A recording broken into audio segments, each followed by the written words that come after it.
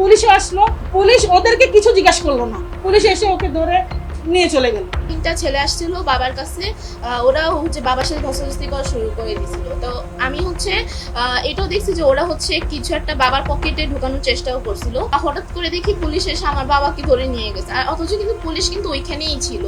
অন্যায় সমর্থন করতে যে আমার লোক রিসেভ করার পক্ষে আমি কখনোই না। 7 সদস্য বিশিষ্ট কমিটি আছে। তারা একবার খুঁটিয়ে খুঁটিয়ে সবকিছু দেখবে। ওনারা তো একবারও আমাকে বললো না যে হ্যাঁ আমরা দেখছি বা হয়েছে, এরকম কোনো আশ্বাস তো ওনারা আমাকে দিল না। ওরা আমাকে আইনের কথা বললো যে আইন তো এখন আমরা ধরে আনছি, ওনার পকেটে পাইছি, এটা তো এখন আইন যেভাবে পক্ষে এভাবে চলবে। না, কেউ তো আসলো না, কেউ আসলো না। আমার মেয়েটা ক্লাস 7-এ পড়ে, সে একাই ওদের সাথে পারবে। হুমকি ধামকি এর আগে তো এরকম আরো একবার ছাত্র হত্যা মামলায় আরো গত বছর 6টা মামলা দেওয়া হয়েছে ওর বাবার নামে।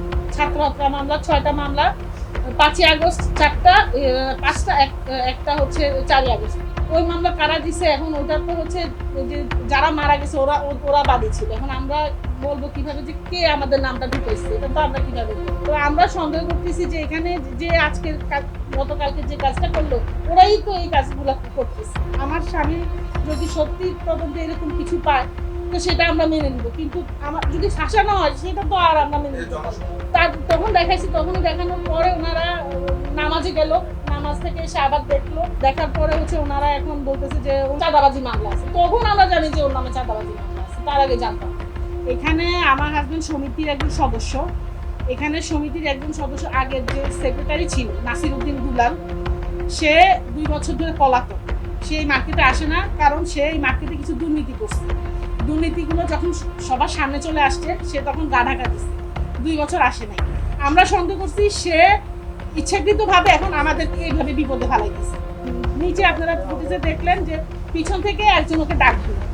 আমরা সন্দেহ করতেছি ও শান্ত ছিল, আপনারা এটা তদন্ত করে আপনারা দেখবেন। শান্ত ছিল, আমরা সন্দেহ করতেছি সে এসে পিছন থেকে ডাক দেওয়ার পর, এটা সবার একটা স্বভাবগত ইয়ে যে হ্যাঁ পিছনে তাকানোর পর ইয়ে করবে, মানে হাত মিলায় বা কে একজন ডাক দিলে, এটা আমাদের নেচারের মধ্যে আসছে যে পিছন থেকে ডাকতেছে, মানে এভাবে কে ডাক দেওয়ার পরে সে যখন বুঝতে পারছে যে না এখানে তাদের মানে সে বুঝে গেছে যেখানে কিছু একটা হবে, তখন সে তাড়াতাড়ি উপরের দিকে চলে আসছে। পরে তাকে সিঁড়ি থেকে টেনে হিচড়ে নিচে নামাইছে, তার পা কেটে গেছে, তার পায়ের নালা এখানে ফেটে গেছে।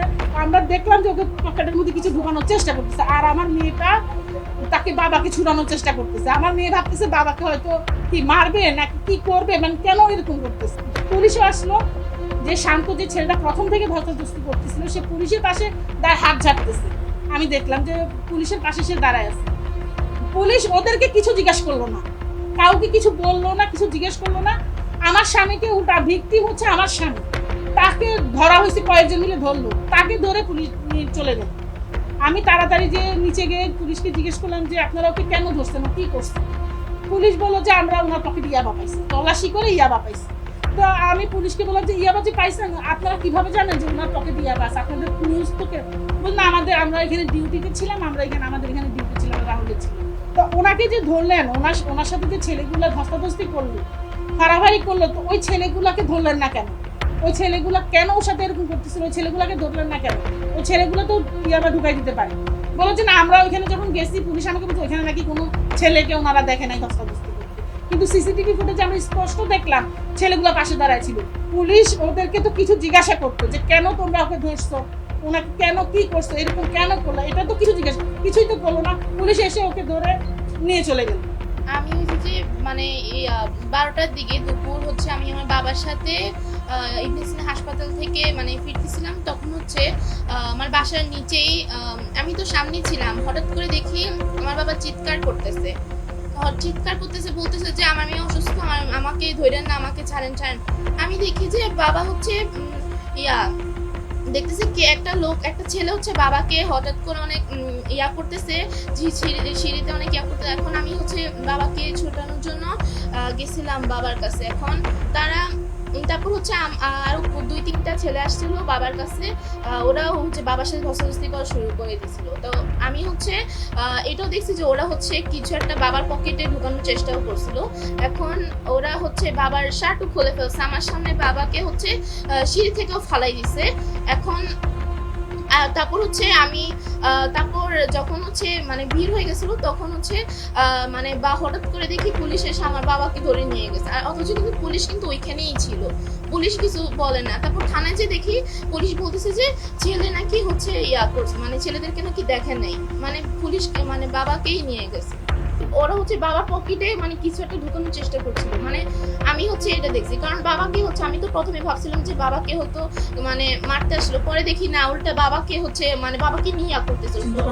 যারা মানে বাবার সাথে এরকম করছে ওরা হচ্ছে মাস্ক পরেছিল, আর ওদেরকে আমি আগে কখনো দেখিনি, চিনিও না। উপরে উঠতেছে তখন হচ্ছে যে আমার মেয়ে গেছে, যে আমার মেয়ে গেছে তোরা ধরার জন্য যে এরকম করতেছে কেন? ও যখন পারতেছিল না নিয়ে যাওয়ার জন্য, এই দেখেন প্যান্টের পকেট নিয়ে গিয়ে দেখেন প্যান্টের পকেটে কি করতেছে, তখন এই যে আরো 2-3টা ছেলে আসে, আরো 2-3টা ছেলে আসছে। এটা পুলিশে দেখাইছে বাড়ি করে, পুলিশের গাড়িতে নামাইছে, নামানোর পরে পকেটে আদেশ দিয়ে গিয়ে মানে এতটুকু একটা নীল প্যাকেট, বড়ির প্যাকেট হি